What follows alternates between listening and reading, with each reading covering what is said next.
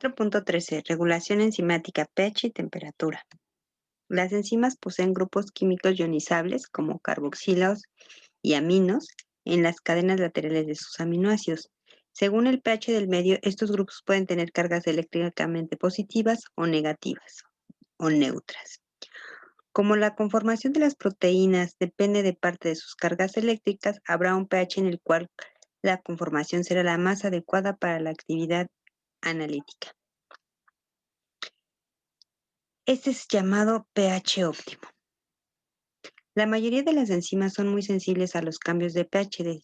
Desviaciones de pocas décimas por encima o por debajo del pH óptimo pueden afectar drásticamente su actividad. Así, la pepsina gástrica tiene un pH óptimo de 2, la urea la tiene de 7 y la arginina la tiene de 10. Temperaturas. En general, los aumentos de temperatura aceleran las reacciones químicas. Por cada 10 grados centígrados de incremento, la velocidad de reacción se duplica. Las reacciones catalizadas por enzimas siguen esta ley general. Sin embargo, al ser proteínas, a partir de ciertas temperaturas se empiezan a desnaturalizar por el calor. La temperatura a la cual la actividad catalítica es máxima se llama temperatura óptima. Por encima de esta temperatura, el aumento de velocidad de reacción debido a la temperatura es contrarrestada por pérdida de actividad catalítica debido a la desnaturación térmica y la actividad enzimática decrece rápidamente hasta anularse. Moléculas reguladoras. 4.14. Inhibición alostérica y competitividad. Moléculas reguladoras. Las enzimas pueden ser reguladas por otras moléculas que aumentan o bien disminuyen su actividad. Las moléculas que aumentan la actividad de una enzima se conocen como activadores, mientras que aquellas que disminuyen la actividad de una enzima se llaman inhibidores. Los inhibidores reversibles se dividen en grupos de acuerdo con su comportamiento de unión. Un inhibidor puede unirse a una enzima y bloquear la unión del sustrato, por ejemplo, al pegarse al sitio activo, como se ve aquí en la imagen. Esto se conoce como inhibidor competitiva, porque el inhibidor compite con el sustrato por la enzima, es decir, solo el inhibidor o bien el sustrato puede estar unido a la enzima en un momento dado. El inhibidor no competitivo, como es el de esta imagen, no bloquea la unión del sustrato con el sitio activo, sino que se pega a otro sitio y evita que la enzima haga su función.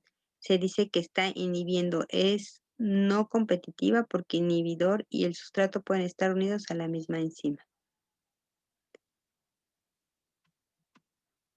En el diagrama de ilustración en el diagrama se ilustra la inhibición competitiva y no competitiva. El inhibidor competitivo se une al sitio activo e impide su unión al sustrato. El inhibidor no competitivo se une a un sitio diferente de la enzima, no bloquea la unión del sustrato, pero produce otros cambios en las enzimas de forma que ya no puede catalizar la reacción enzimática. Aquí tenemos una reacción normal donde está la enzima, su sitio activo, se une el sustrato, sucede la reacción y se obtiene el producto.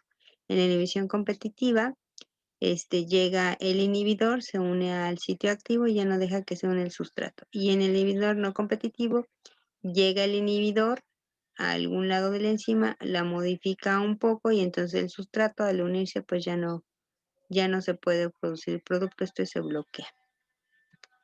Si un inhibidor es competitivo, disminuye la velocidad de reacción cuando no hay mucho sustrato, pero si hay mucho sustrato, ganará.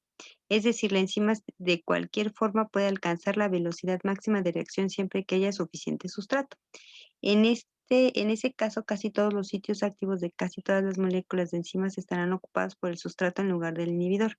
Si un inhibidor es no competitivo, la reacción catalizada por la enzima jamás llegará a su velocidad de reacción máxima normal, incluso en presencia de mucho sustrato. Esto se debe a que las moléculas de enzima que están unidas al inhibidor no competitivo están envenenadas y no pueden hacer su función independientemente de la cantidad disponible de sustrato. Regulación alostérica. En general, la regulación alostérica es solo cualquier forma de regulación donde la molécula regula un activador o un inhibidor y se une a una enzima en algún lugar diferente del sitio activo. El lugar de unión del regulador se conoce como sitio alostérico. La parte derecha de este diagrama se muestra la inhibición alostérica. El inhibidor alostérico se une a una enzima en un lugar que no es el sitio activo. La forma del sitio activo se altera de manera que la enzima ya no puede unirse a su sustrato. En la parte derecha de este diagrama se muestra la actividad alostérica. El activador alostérico se une a una enzima en lugar que no en un lugar que no es el sitio activo. La forma del sitio activo se modifica, lo que permite que el sustrato se una con mayor afinidad. Sí, como está aquí en la imagen. ¿Sí? Vemos la descripción de la inhibición alostérica y de la activación alostérica. Sí, donde en la primera, en la inhibición, llega el inhibidor, se une al sitio alostérico y deforma el sitio activo y entonces ya no puede entrar el sustrato. En la activación alostérica llega el activador, ¿sí? Se une la enzima, el sitio activo que estaba alterado se acomoda y entonces ya entra el sustrato. Con algunos casos únicos de inhibición competitiva son formas de regulación alostérica. Cuando un inhibidor alostérico se une a una enzima, cambian ligeramente todos los sitios activos en las subunidades proteicas, de manera que funcionan menos eficientemente.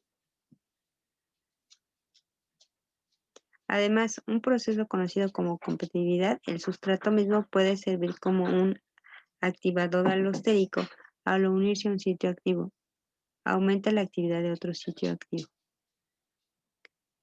Esto se considera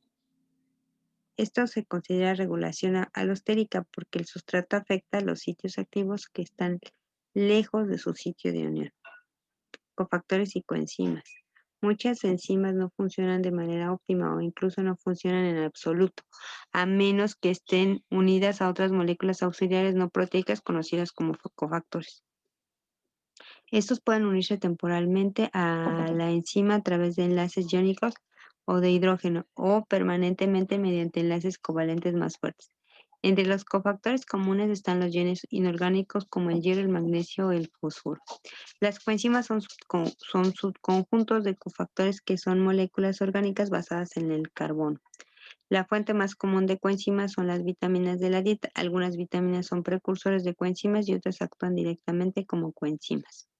Por ejemplo, la vitamina C es una coenzima de varias enzimas que participan en la construcción de la proteína llamada colágeno, una parte clave del tejido conectivo. Inhibición de vías metabólicas por retroalimentación.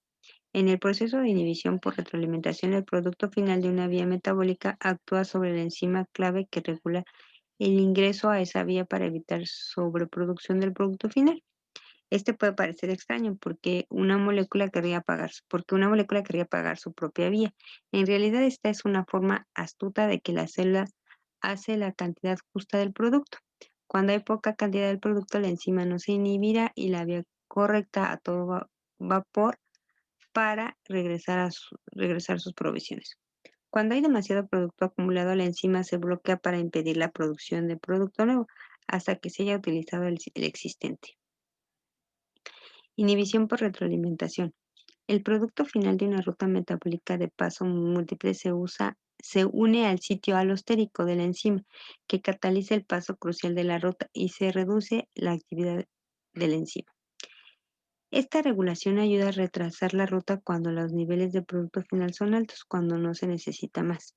Usualmente la inhibición por retroalimentación funciona como el primer paso comprometido de la vía, es decir, el primer paso que de hecho es irreversible. Sin embargo, la inhibición por retroalimentación a veces también puede afectar varios puntos en una vía, sobre todo si la vía tiene muchos puntos de ramificación. Frecuentemente los pasos de la vía regulada por inhibición por retroalimentación son catalizados por enzimas alostéricas. Por ejemplo, la molécula aportadora de energía ATP es un inhibidor alostérico de algunas de las enzimas implicadas en la respiración celular, un proceso que fabrica ATP para impulsar las reacciones celulares. Cuando hay mucho ATP, esta inhibición por retroalimentación evita la formación de más ATP. Esto es útil porque el ATP es una molécula inestable. Si se fabricara demasiado ATP se podría desperdiciar mucho al romperse espontáneamente en sus componentes ADP y P. El ADP, por otro lado, sirve como un regulador alostérico positivo, un activador alostérico, para algunas de las mismas enzimas que inhiben el ATP. Por ejemplo, el ADP puede actuar al unirse una enzima y cambiar su forma para que sea más activa. Gracias a este patrón de regulación, cuando los niveles de ADP son altos en comparación con los de ATP, las enzimas de la respiración celular son más activas y producen más ATP mediante la respiración celular. 4.15. Cinética enzimática. El modelo de Michaelis-Menten. Cinética enzimática. Es una parte de la bioquímica encargada de estudiar las velocidades de reacción de las enzimas. La cinética enzimática es una de las técnicas más empleadas para entender los mecanismos enzimáticos. La cinética de Michaelis-Menten. En 1913 propuso que la cinética enzimática podía ser descrita a través de una ecuación matemática. Esto se hizo a partir de la idea de que las enzimas modifican su estructura tridimensional al entrar en contacto con su sustrato para formar un complejo, que se conoce de esta forma: complejo enzima-sustrato. Estas conclusiones fueron desarrolladas por los científicos de apellidos Michaelis y Menten y como resultó ser correcta, se convirtió en la teoría general de las enzimas. La reacción enzimática se caracteriza porque aunque se aumente la concentración de sustrato, la velocidad no aumenta literalmente. Esto se debe a que ocurre un efecto de saturación. La saturación se debe a que los sitios activos de las enzimas presentes en la solución están ocupadas.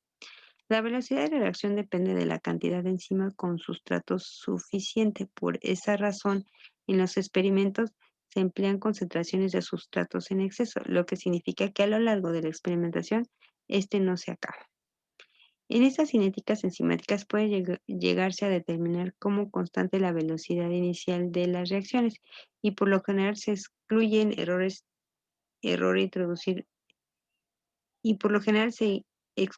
el error introducido por el deterioro de las enzimas. Aquí se observa en el eje X está el substrato, en el eje Y la velocidad de reacción y cómo es que va aumentando esta velocidad de reacción hasta mantenerse estable. Hay que hacer el cuestionario 2, que es resolver todas estas preguntas, hacer la actividad 2, que es ver estos dos videos para contestar sus preguntas. Después de resolver la actividad y el cuestionario, guardarlo en formato PDF para que lo suban a la plataforma y tengan su evaluación.